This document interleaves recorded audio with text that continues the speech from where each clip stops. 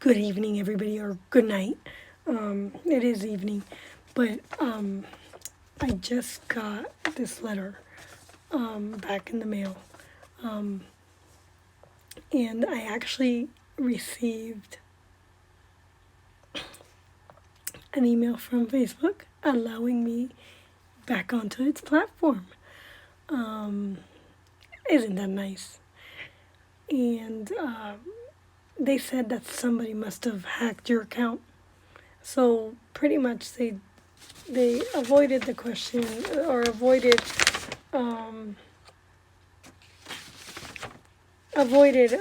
any problems with me. maybe it was my demand letter. I wrote them a demand letter, and this is actually the sixth demand letter that I sent. But I sent this one with the pleading, and I sent it to 3 places. Two places were within the Facebook complex over in Palo Alto, and the third was to Mark Zuckerberg. So Mark Zuckerberg lives somewhere in Hamilton, Palo Alto, but it came back and it said insufficient address. So I guess I needed something else. Maybe I needed a number. I don't know. But it came back.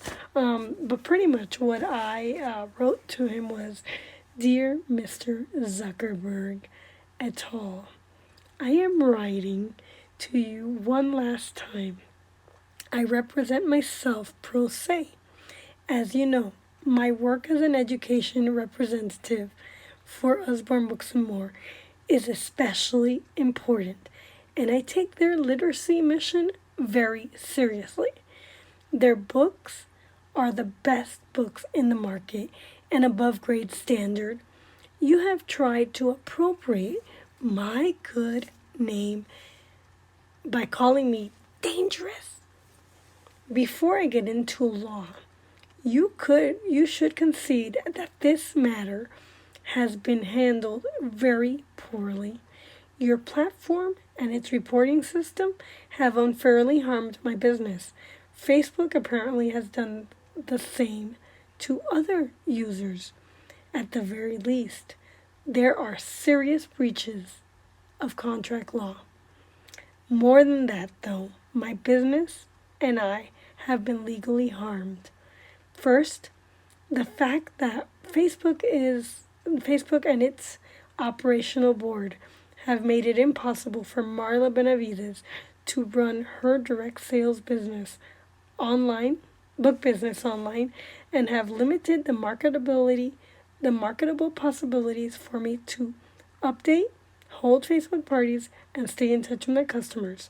Second, the misrepresentation in the marketplace and attempt to force stock competition suggests to a reasonable observers that Marla Benavides or Storytamer Books is somehow dangerous and running an illegal business.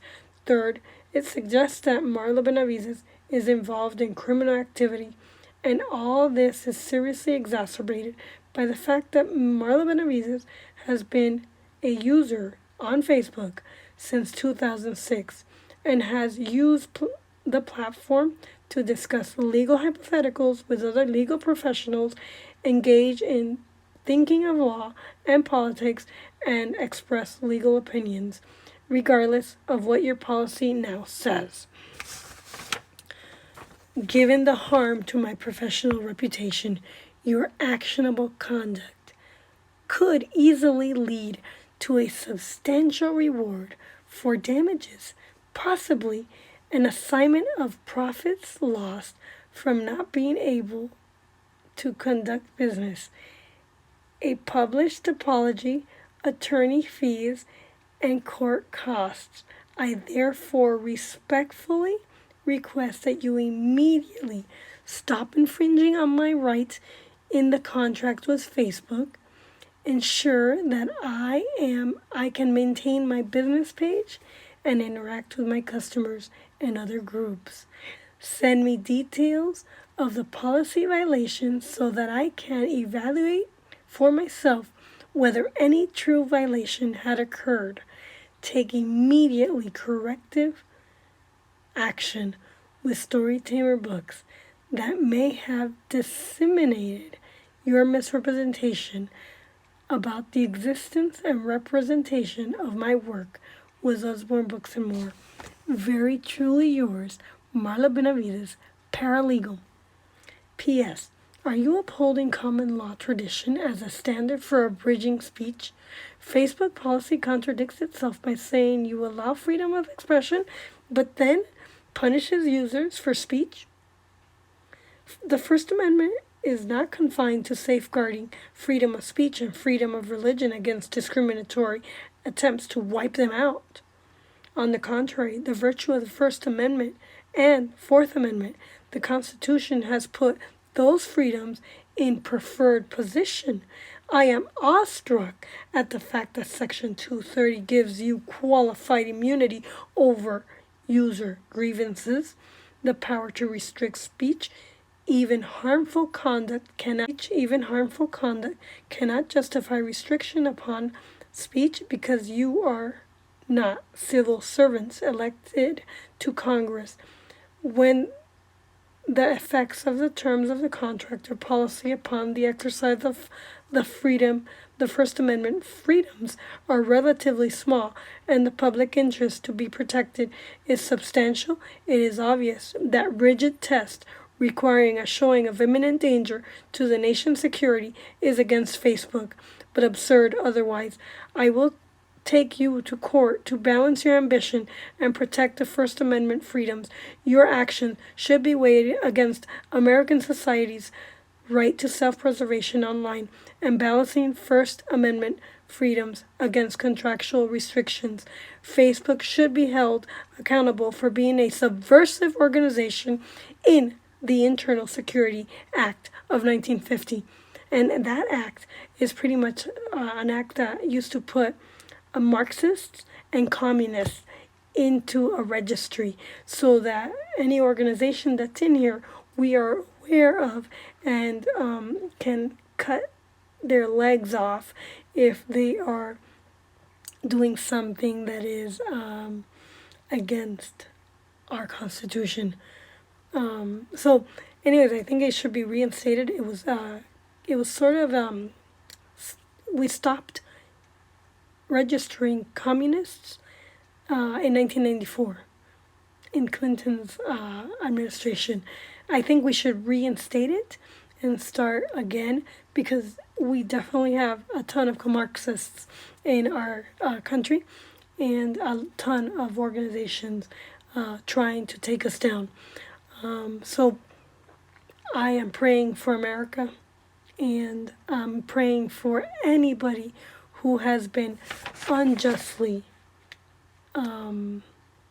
silenced by Facebook or any platform, that God is on your side and that you may win your case against your being silenced. Anyways, signing off, and please help support me and go to Osborne Books and More, my UBAM, k4699.myubam.com/shop, and shop for your kids' books. We have the best books available, and this will help me get back on track. I appreciate it, and just go on, and if you love the books and you decide that you want some free ones or start your own library, please host a party with me, and I'll be more than glad to help you get some free books for your kids to read, because they're missing out if you don't have Osborne Books and More. And I'm the best book lady out there. Seriously, I am. I'm the best book lady. Thank you, and have a great day.